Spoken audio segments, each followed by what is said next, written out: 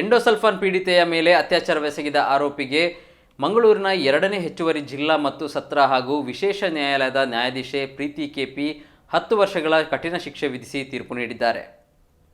ದಕ್ಷಿಣ ಕನ್ನಡ ಜಿಲ್ಲೆಯ ಬಂಟ್ವಾಳ ತಾಲೂಕಿನ ಪೆರುವಾಯಿ ಗ್ರಾಮದ ರಾಜೇಶ್ ರೈ ಶಿಕ್ಷೆಗೊಳಗಾದ ಆರೋಪಿಯಾಗಿದ್ದಾನೆ. ಆರೋಪಿ ರಾಜೇಶ್ 2015ರ ಅಕ್ಟೋಬರ್ 1ರಂದು ತನ್ನದೇ ಊರಿನ 19 ವರ್ಷ ಪ್ರಾಯದ ಎಂಡೋಸಲ್ಫಾನ್ ಪೀಡಿತೆಯನ್ನು ಅತ್ಯಾಚಾರವೆಸಗಿದ್ದ. ಯುವತಿಯ ಮನೆಯಲ್ಲಿ ಒಬ್ಬಳೇ ಇರುವುದನ್ನು ತಿಳಿದುಕೊಂಡ ಆರೋಪಿಯು ಮದುವೆಯಾಗುವುದಾಗಿ ನಂಬಿಸಿ ಅತ್ಯಾಚಾರವೆಸಗಿದ್ದ ಎನ್ನಲಾಗಿದೆ. ಈ ಬಗ್ಗೆ ವಿಟ್ಲ ಠಾಣೆಯಲ್ಲಿ ಪ್ರಕರಣ ದಾಖಲಿಸಲಾಗಿತ್ತು. ಅಂದಿನ ಎಎಸ್ಪಿ ರಾಹುಲ್ ಕುಮಾರ್ ತನಿಖೆ ನಡೆಸಿ ಪರಿಶಿಷ್ಟ ಜಾತಿ ಮತ್ತು ಪರಿಶಿಷ್ಟ ಪಂಗಡದ ಕಾಯ್ದೆಯಡಿ ದೋಷಾರೋಪಣಾ ಪಟ್ಟಿ ಸಲ್ಲಿಸಿದ್ದು, ಅದರಲ್ಲಿ ಆರೋಪಿಯ ವಿರುದ್ಧ 27 ಸಾಕ್ಷಿದಾರರನ್ನು ಉಲ್ಲೇಖಿಸಿದ್ದು, ಅದರಲ್ಲಿ 14 ಸಾಕ್ಷಿದಾರರ ವಿಚಾರಣೆ ನಡೆದಿತ್ತು.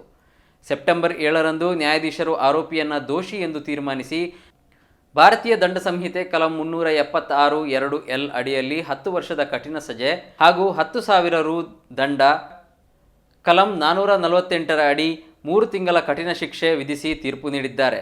ಅಲ್ಲದೆ ಸಂತ್ರಸ್ತೆಗೆ ಪರಿಹಾರ ನೀಡುವಂತೆ ಕಾನೂನು ಸೇವಾ ಪ್ರಾಧಿಕಾರದಿಂದ ಆದೇಶ ನೀಡಿದ್ದಾರೆ. ಸರ್ಕಾರದ ಪರವಾಗಿ ಸರ್ಕಾರಿ ಅಭಿಯೋಜಕಿ ಜ್ಯೋತಿ ಪ್ರಮೋದ ನಾಯಕ್ ವಾದಿಸಿದ್ದರು.